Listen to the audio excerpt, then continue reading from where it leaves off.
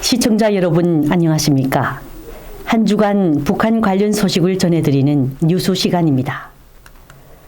북한이 외국인을 위한 의료 관광 상품을 내놨습니다. 하지만 국제사회의 눈높이를 얼마나 맞출 수 있을지는 의문입니다. 북한 중앙기관지는 광천 요양소들에 대한 국내외 관광객과 여러 중앙병원에 대한 외국인 관광객의 치료 관광을 보장할 사명을 지닌 치료 관광 교류사가 발족했다고 전했습니다. 대북 제재 속 관광산업 활성화를 통한 외화 유치에 힘을 쏟고 있는 북한이 김정은 정권의 대표적 자력갱생 경제 총력 모델인 양덕군 온천문화휴양지 개장을 앞두고 외국인 관광객 유치를 위한 관광상품 개발에 매진하는 모습입니다. 그러면서 특히 외국의 관광객들은 앞으로 현대적인 의료 설비들을 갖춘 유경안과 종합병원과 유경치과병원, 평양산원 유선종양연구소 등에서 백내장 수술과 치과 임플란트, 유선종양치료는 물론 우리 민족의 전통의학인 고려의학적 치료를 봉사받게 된다고 소개했습니다. 하지만 낙후된 의료시설과 기술로 인해 외국의 지원을 받아야 하는 북한이 과연 얼마나 수준 높은 의료 서비스를 제공할 수 있을지는 의문입니다. 싱가포르에 기반을 둔 국제의료 및 여행 보안 서비스 업체인 인터내셔널은 지난달 2020년 여행 위험 지도를 발표했습니다.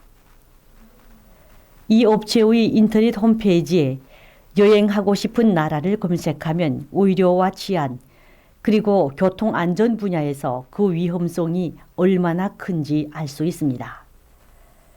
그런데 이 지도에서 북한은 의료 부분에서 최악으로 평가돼 여행하면서 의료 혜택을 받기는 가장 어려운 나라로 분류되어 있습니다.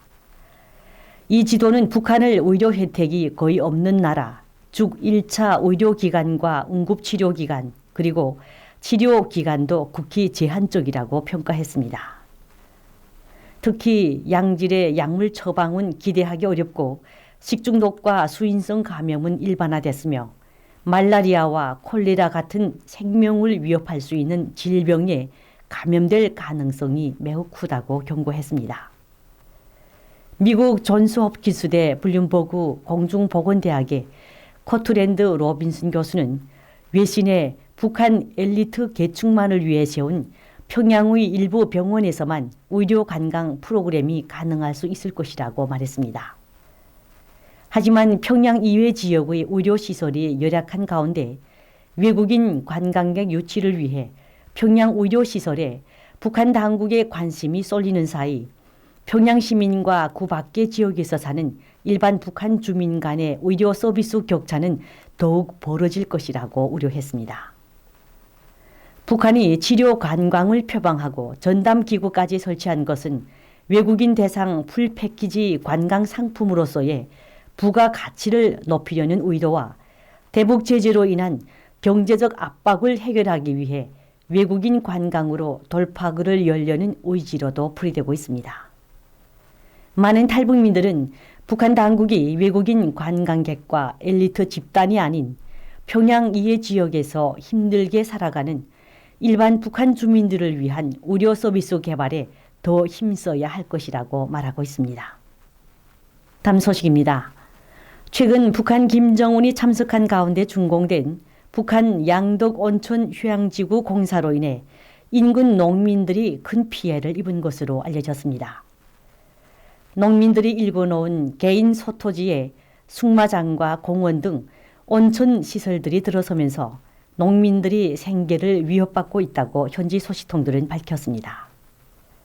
평안남도의 한 주민 소식통은 위에서 김정은이 직접 틀어지고 강제로 진행한 양덕온천 휴양지 건설이 준공되었지만 양덕군 농민들은 심각한 피해를 입었다면서 온천장과 관련된 봉사시설들이 농민들의 삶의 터전인 농경지에 건설되어 올해 양덕군 농장들의 알곡 수확량이 기존 생산량의 절반에도 미치지 못했다고 통신에 전했습니다. 소식통은 특히 승마장, 승마공원 등 체육시설 기지들이 농민들이 살고 있던 주택과 떼기밭들을 밀어내고 건설돼서 수많은 농민들이 정든 집을 내주고 떠나야 했다면서 살던 주택을 몰수당한 농민들에게는 준공식 이후 살림집이 배정되었다고 하지만 온도를 비롯한 내부 공사가 전혀 돼 있지 않아 당장 추운 겨울을 어떻게 보내야 할지 한숨만 쉬고 있는 형편이라고 전했습니다. 서시통은 이어서 특히 농민들에게 배정된 살림집은 한 개 동에 4세대가 함께 살도록 되어 있어 채소를 심어 먹을 한 떼기의 땅도 없다면서 지금까지 산골에서 산비탈을 잃고 떼기밭을 마련하고 옥수수 농사로 군군이 살아왔던 농민들에게는 양덕군 온천 휴양지와 관광시설이 생계수단을 앗아가버린 재앙이라고 말했습니다. 그러면서 산으로 둘러싸인 양덕군에 살고 있는 농민들이 다시 떼기밭을 일구어 농사를 짓자고 해도 일단 양덕군 일대는 최고 존엄의 현지 시찰 지역으로 특별 관리되고 있어 함부로 땅을 파헤치지 못한다면서 인민의 휴양기지, 봉사기지라고 선전되고 있는 온천 문화휴양지는 김정은의 지적 쌓기를 위해 농민들을 배고픔으로 내모는 것과 같다고 강조했습니다. 이와 관련해 평안북도의 또 다른 서시통도 양덕 온종리를 비롯한 여러 지역들은 철도와 도로가 발달되지 못해 어린 군인들과 돌격대원들이 인력으로 모래와 시멘트, 흙마대를 등에 지고 나르며 공사에 강제 동원되었다고 지적했습니다. 또 여러 가지 악조건에서 시작된 양덕 온천 휴양지 건설은 방대한 공사 규모에도 불구하고 1년 내에 무조건 끝내라는 중앙당의 지시로 노동 안전 규정도 적용되지 않아 지하 구조물 공사와 온천 공사 현장에서 안전사고로 사망하는 군인들과 돌격대원들이 속출했다고 언급했습니다. 서시통은 이어서 선전 매체들은 인민의 휴양지라고 떠들고 있지만 일반 주민은 온천 욕장에 함부로 들어갈 수도 없고 더구나 숙마장에서 말을 탄다는 건 생각지도 못한다면서 양덕 온천 휴양시설은 과연 누구를 위한 시설이냐며 당국에 대한 주민들의 원망 소리 또한 높다고 주장했습니다. 다음 소식입니다. 1969년 납북된 대한항공 여객기 탑승자의 가족들이 50년이 지나도록 아직도 돌아오지 못한 피해자들의 송환을 촉구하고 나섰습니다. 1969년 칼기 납치 피해 가족회와 전환기 정의 워킹그룹 등 대북 단체들은 임진각에서 칼기 납북 50년을 맞아 항원 씨 등의 송환 촉구 캠페인을 벌였습니다. 칼기 납북은 1969년 12월 11일 김포에서 출발해 강릉으로 가던 대한항공 여객기가 이륙 10분 만에 간첩에 장악돼 북한으로 간 사건으로 잘 알려져 있습니다. 북한은 국제사회의 비난이 거세지자 1970년 2월 14일 승객과 승무원 50명 가운데 39명은 송환했으나 당시 MBC PD로 일하던 항원 씨를 포함한 11명은 아직까지도 돌려보내지 않았습니다.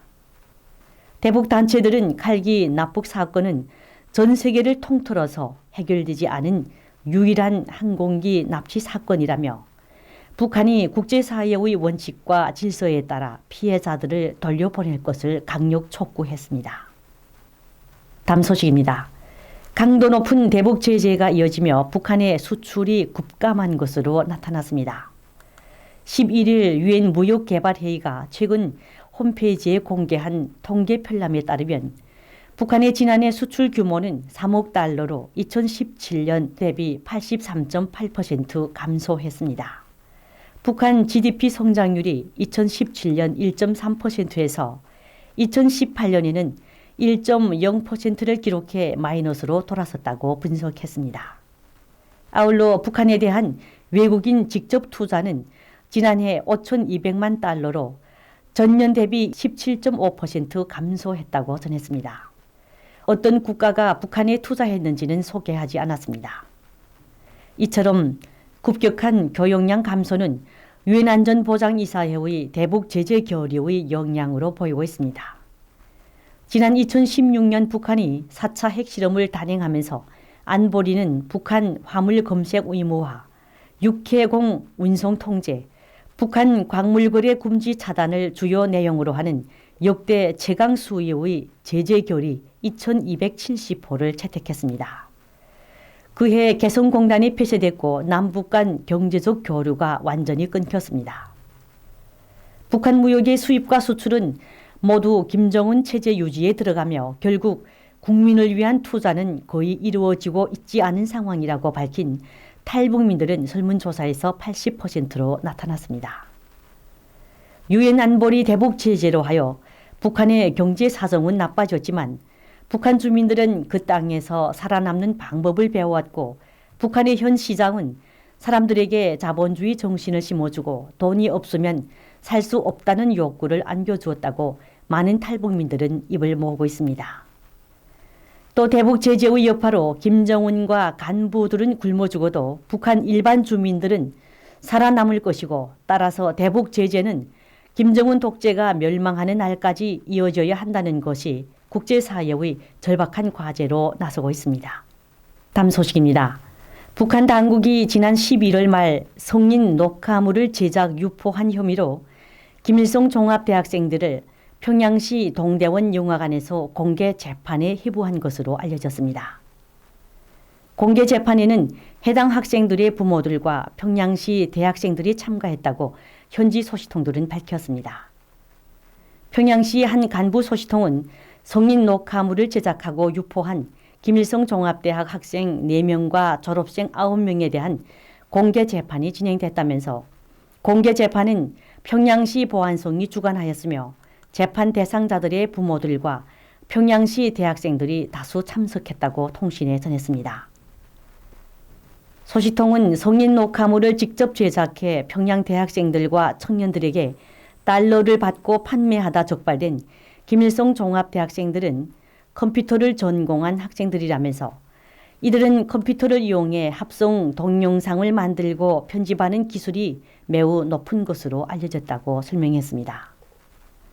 소식통은 이어서 대학생들은 미국, 일본, 남조선에서 들어온 성인 녹화물이 담긴 SD카드 원본을 입수해 그대로 복사하지 않고 성인 동영상과 야한 동영상을 자의로 편집해 더욱 자국적인 영상으로 제작해 비싼 값에 판매했다면서 이들이 제작 편집한 성인 녹화물이 담긴 USB는 한 개에 미화 $100 이상에 판매되었다고 말했습니다. 소식통은 또 성인 녹화물 원본의 출처는 주로 해외를 출입하는 외교관 자녀들과 대사관 직원들이 SD카드에 숨겨 평양으로 귀국할 때 몰래 들여온 것들이라고 덧붙였습니다.